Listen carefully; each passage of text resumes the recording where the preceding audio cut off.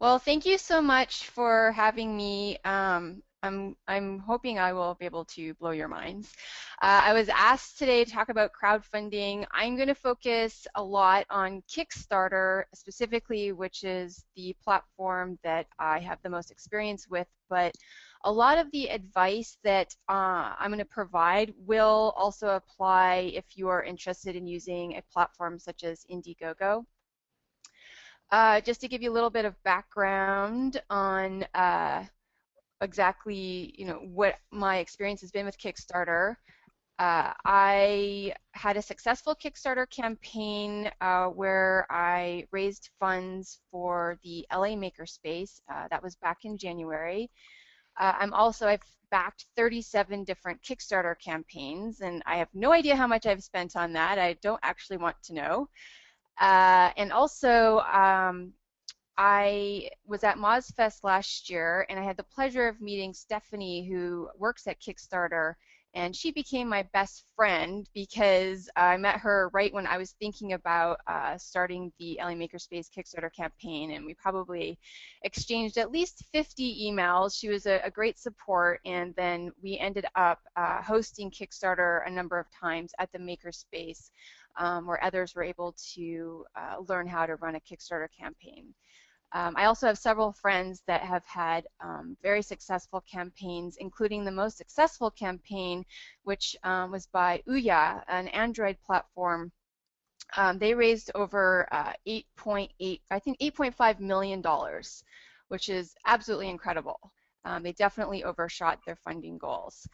So I just want to double check that I'm sharing my screen. We can see your screen.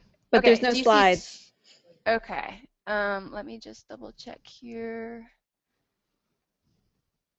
Um, okay, so if I put this guy over here, do you see my screen now? We can see it great.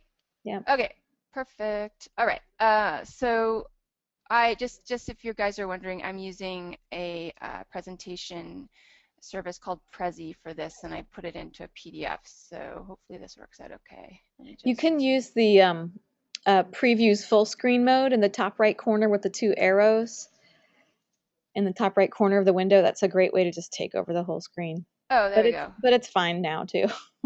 How, is that okay? Yeah. Okay. All right, here we go. All right, so I'm going to go through Tara's Kickstarter advice in 3 easy steps.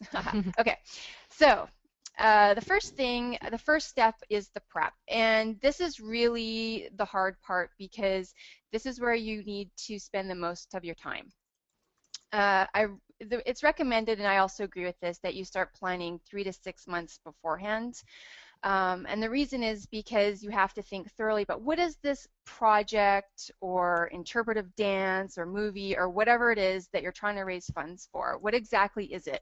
And so it's not that you're starting a business, but this could potentially be the start of a business. So you need to think about it in the same ways. And part of that is also getting your team together. I don't know anybody that has actually been able to do a successful Kickstarter campaign on their own, and if they did, they probably wanted to pull their hair out. For my campaign, we had around 3 or 4 of us that were actively working on it before, during, and after. And the folks that you want to have as part of your team will include, people that are really good at writing updates, great on social media, aren't shy to send press releases out, and also people who aren't shy to really reach out to friends and family and strangers, because those are the folks that you're going to be talking to and encouraging them to fund your campaign. And when you're thinking about your campaign, I mean, it's just that. It's a campaign. I mean, the crowdfunding, you're raising money, you're asking people to give you money for your project, and they need to be convinced that, they're believing in you, and even if your project isn't successful, they're still okay with that. Many projects that or people that raise money, they never actually finish their project. Things happen, they didn't ask for enough, whatever, but that's okay, because it's really, most of the time people aren't expecting anything out of it, unless perhaps it's a product that they really want. It's that they want to give you a chance. Another person that you really want on your team is a videographer, and it doesn't have to be a professional, but you need to find somebody that at least knows how to, hold a camera steady and also do some editing. Every Kickstarter campaign these days really needs a video, or even an Indiegogo campaign. You need to have a really compelling video to explain to people what your project is and really get them excited about it. I wrote down celebs on here. It doesn't mean, you have to have a big movie star, but really people that are known within your community, or they're related to your project somehow, or the interest area for your project. To give you an example, for the LA Makerspace, we had folks like Mark Frauenfelder of Make Magazine and Boing Boing. He offered to put on an Arduino class, and so we offered that as a reward. And he tweeted, he posted on Boing Boing, he did all these other things that helped us get the word out about our campaign. So that was incredibly helpful. And Tara, also, can I just, yeah, I'm sorry. go ahead. Yeah, I have a question coming in. I think yeah, it might work well with the point that you're at. So pardon sure, me for interrupting. go ahead. Ross is asking in Chatsy if you can discuss the strategy differences between a product-oriented campaign and a cause-oriented campaign. Do you have experience kind of finessing that? Yeah, I actually was talking to my husband, who had two successful Kickstarter campaigns as well, the difference. I think that with a product, you need to think, I think you need to think much more deeply about your budget, what that is. So, I mean, at the end of the day, you need to have enough funds to make that product, right? So you need to, figure out everything from, how are you going to get this, how are you get it manufactured, what about shipping, all these other things, all these other costs that are involved. So, you can certainly go and look for similar projects on Kickstarter, but at the end of the day, you need to know exactly what it is you're making and what it's going to cost. And I believe that in order to do that, you probably really want to have your prototype done ahead of time. And I think most of the Kickstarter campaigns now really people are expecting to see some sort of prototype while you're asking for funds, so that they know you've come a little ways along, which I think is similar to when you're doing a hardware startup. You ask for funds once you have some sort of a prototype. In my case with the Makerspace, which was really more of a cause, we were trying to basically get this community going, and it was a project, and we asked for money to help us buy a laser cutter and 3D printers and so forth. But our rewards were not product. It was, hey, you can come and get this class from Mark Frauenfelder, or you can get a membership, or you can come to our robot party. So that was quite different. And some of the other sort of cause-related campaigns that I have supported, do things along, in a similar vein. They might focus more on, giving you exclusive access to somebody, or, we offered private advice to a bunch of people who wanted to start their own makerspace, etc. Tara, do you think that for our grantees that to be successful in Kickstarter, it's better to focus on the programming and the learning, and then the badges be just part of that? Is it better to de-emphasize that, or what would be your advice for them about that? Well, yeah, I mean, I feel like it's a program and service really that you guys are, your grantees are really trying to get off the ground, and I think that the badges are, a piece of that. So yeah, I would agree with that. All right, so the other thing is, I touched on rewards a little bit. You really need to think through your rewards. The best advice I got from Stephanie from Kickstarter was, don't just fall for the, hey, I got to make sure I have, t-shirts to send out, because t-shirts cost money, and also postage really adds up. I know some Kickstarter folks who actually all their money went to postage and they didn't have enough money actually to work on their products. So that's a real shame. So we didn't offer anything that wasn't related directly. That's why, again, we're a makerspace, so we could offer memberships, workshops, events, etc. So definitely don't feel like you have to have any physical products if that doesn't make any sense. You know, in the case of badges, you know, maybe you are going to have some sort of physical version of them, but just keep in mind that if you do that, that you want to account for postage as well.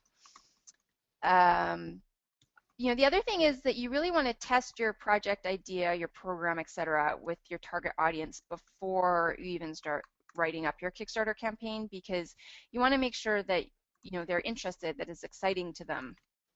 And once you actually write up your Kickstarter campaign and submit it to Kickstarter, they will vet it, and if there's a problem with it, they'll get back to you. There's certain wording that, you know, they don't want you to use. You can't use words like I don't think you can. When we had a case where we had a lot of people that were not in LA that were donating to us, and so if one of the rewards they chose was a membership, well, they weren't in LA, so they couldn't use it, and so you know, we said at first, well, you can donate your membership to somebody local, like a nonprofit organization, et cetera, and I believe we weren't even allowed to use the word donate. I think we had to use scholarships. So, you know, on that point too, you may have a lot of backers that are not local to your community if you are doing something more local, and you need to think about that too. You know, what might be some of the value add for people not directly in your city. And also, I really highly recommend the Kickstarter School. If you go on to Kickstarter, you'll see right in the nav when you're trying to I think it's in the help section that they have a school. Go through the whole thing.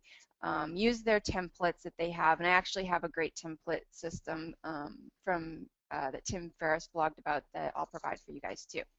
The next thing is be a backer. I actually sometimes don't back people's projects if they've never backed another Kickstarter project, because I strongly believe that, you know, if you're asking for something from the community, you should be also giving back to the community.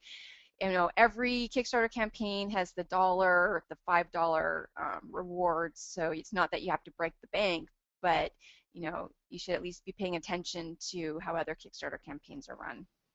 If you don't already have a mailing list, you know, Twitter accounts, Facebook, etc., you should start doing that right away and getting those things together. And also back to partner organizations that, you know, will also support you. You want to ask them if they wouldn't mind sending out some mailers and tweets, etc., for you. And then on that, also related to that, you want to start prepping your network, saying, hey, we're getting ready for our Kickstarter campaign, or, you know, Indiegogo, whatever you're trying to or planning to use. Get ready for it. All right, so that's the prep stuff. I'm sorry, Tara, can I just ask you another question? Yeah, go ahead. Yeah. I'm just curious if you have experience with partners matching what you raise on Kickstarter, if that's something. I know sometimes organizations want to see you do a little bit of the heavy lifting so that they can, you know, then come in and match on other kind of campaigns. Do you see that in Kickstarter? You know, behind the scenes, that happens. It's not something you can do directly on Kickstarter.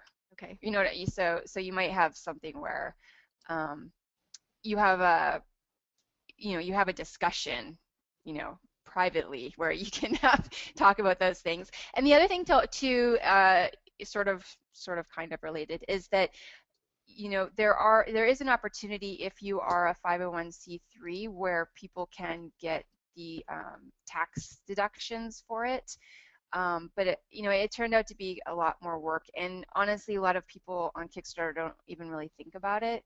So, but just that is an option if that's something that you want to do. Lastly, also keep in mind that, you know, I think it's upwards of 8 to 10% is going to go of anything you raise.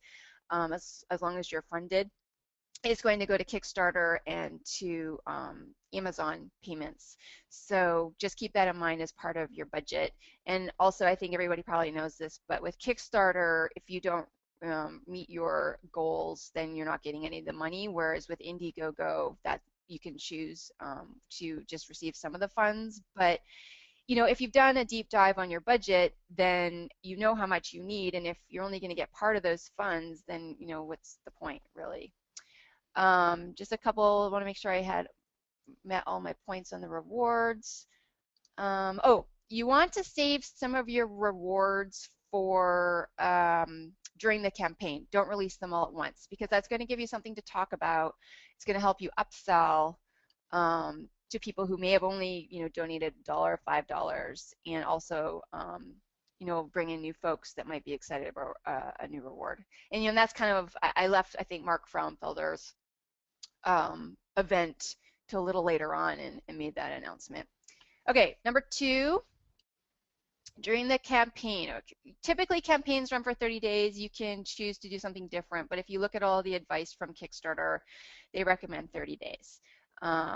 And I actually did my campaign through December, which a lot of people thought that was a bad idea, but I actually think it was actually David Goldberg who told me that I should consider doing December, because people are ready to sort of give some funds away that they want to donate, etc. So it actually turned out well for us. It wasn't a problem that it was a holiday season, and we had a lot of engagement. So don't be shy to do it in December.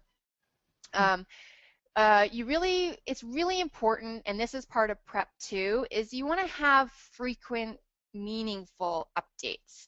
So this is a campaign. This isn't posted on Kickstarter and walk away. Those campaigns rarely ever get funded. And it's not just like, hey guys, how's everyone doing? Make sure you tell people about the Kickstarter campaign. Like, that's boring. Nobody wants to hear that. Take a picture of your team working on the project. Take a picture of, folks in your community earning badges. Do a video update. Do stuff that is showing that you're making progress, because you're kind of proving to your community at this point that you're a hard worker and you're going to be successful at the project once you get the funds. So it's a test in many ways. And also, you don't want people to forget about you, and also the more that you do updates, the more it actually helps your outreach. So don't feel like you're spamming. As long as you're doing meaningful updates, it's not spam. I recommend sending a personal, heartfelt letter to friends and family. It works every time. And also send, to the press, especially your local press is good. Be bold with social media. Teresa on the LA Makerspace Board of Directors, she, tweeted at a whole bunch of people in our community that we didn't know, and we got backers that were choosing some of our top rewards simply by sending them a tweet and saying, hey, we want to open this, family-friendly makerspace or hackerspace, and people thought it was really cool, and they didn't even really want any sort of reward for it whatsoever. So don't be shy. And I mentioned releasing new rewards throughout the campaign. And also, I feel like if you have some sort of an event, just like you would if you're raising funds and asking for donations, I felt like that was successful. It's just getting people together. It doesn't have to be anything fancy, but it's for anybody that has a question about what you're trying to do, and you can and the event could be online. It doesn't have to be local. But we held events and said, hey, let's get together, and we want to meet us, and we want to talk about the space that we want to create and the events that we want to do. And tons of people showed up who were not sure if they wanted to give us money, and as soon as they met us, they did. So it worked out. Does anybody have any questions about? I can't see my the chat right now, but does anybody have any questions about the campaign piece? I spent a lot of time on this, so I would reserve a good chunk of your day for running the campaign. So this is, actually wanted to just show you guys, bring it over here, my Kickstarter page. Can you guys see that? Yeah, cats, okay. Laser cats, you'll have no problem raising money. So, we asked for 15,000, we raised 34,000, which is great, 465 backers. The other place you know, always pay attention to comments because you'll get really great feedback from your community on that. So you might end up actually tweaking some of your campaign or rewards as you go. We did 29 updates, almost as many days as we ran the campaign. People could see on here that, you know, I've backed many projects already. Um, and right on the page, people can share it and tweet it, etc. You can also embed your campaign, so you want to do that on all of your websites that you have and ask people to do that. You can see on the right-hand side all of the rewards that we had. We had a basic $1 reward, which was just that we were going to write the backer's name on our wall, all the way up to a really big reward, which nobody actually gave us any money for, which was to sponsor our laser cutter, which was one of the things that we actually were trying to raise money for. But you know, we had somebody got a family of 4 membership, and we actually just hosted their deluxe birthday party for them, which was one of the rewards that they received.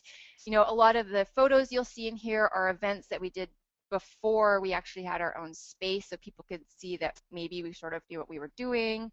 So if you have any, you know, any sort of content, pictures, video of things you've already done, that would be a great, that'd be great content for your campaign. Okay, if there's any questions about, I'm going to move on to the last thing, which is, all right, you've been funded, yay! Because I'm going to assume everyone will get funded that, you know, follows all the steps. Once you're funded, that's when you start working on your project if you haven't started already. So not only are you working on your project, but you are actively keeping your backers up to date, because these are the people that have invested in you and your dream.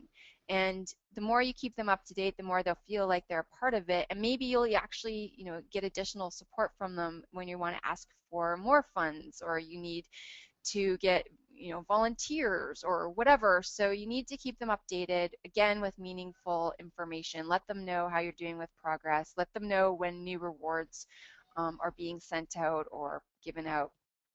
And also be honest. If you're behind schedule, which many products are behind schedule. I don't know if anybody's familiar with the Pebble Watch, but I think that was very late in terms of when they actually thought they would ship. But you know, people will wait. Just let them know what's going on. And then I would also say, you know, send out, if you can, personal thank yous to every single person that backed you. But you know, if that's just too much, at least send to your family and friends and your really big backers. So I think that's what I wanted to show you. One other thing I wanted to share was I mentioned this Tim Ferriss. For those who are familiar with the 4-Hour Work Week, he has a blog, and he posted the something from a team who raised $100,000 in 10 days. Anyways, I found it incredibly helpful because they provided tons of templates, including, you know, different emails to send out, etc. So I'll put this link in the chat because it helps you get started. It gives you a really good idea of how much work is ahead of you, and I would highly recommend at least reading it. Yeah, being able to have templates, that's excellent. Yeah, it was really helpful. And you can do, you know, do a Google search and you'll find, you know, other people's insights, depending, you know, that might be more relevant to the exact project that you're running. But you know, you can look on Kickstarter and do a search and see what other ones are out there that might help you get some ideas too. So that's it. That is mind-blowing. You did blow people's minds. Mine is. I mean, I think that's amazing that you were trying to get 15,000 and you doubled it. Yeah, I mean, we didn't really know, you know, what to expect because there hadn't been very many maker or hackerspace campaigns before, and many of them didn't fund, and so we had a really hard time because we didn't have a product, right? It was this idea, this community, and so we had to really guess. And that's the hardest part, really, I think, is deciding how much to ask for, and then not having a total meltdown, once you've started the campaign and you can't change the number, just to forge ahead. There is a question in Chatsy. I don't know if this is a question you can answer. I think it's a good question for us to consider. I know a lot of the people who are on the call represent organizations, and there's probably some issues. Ross is saying, what kind of organizational constraints might we expect to encounter when seeking crowdfunding? For example, if we offer backer specific services as backer rewards, can those be construed as sales and prohibited by nonprofit laws? I think that might be asking more of you than you'll have experience with, because that seems like more of an institutional case-by-case scenario. If I'm interpreting your question correctly, Ross, I don't know where you would. Anyway, it's a good question. I don't know that we have the answer, but it's a great question. Yep, that's why we have lawyers. So thank you, Ross, for asking your question. And Tara, that was really fantastic. There may be people who don't use it for their badge systems, but are thinking about other, or I should say, they're thinking about it for badges, but maybe not in the way, they're thinking about programs that they can get money for, and then build out the badge system around that using funds for that part of it.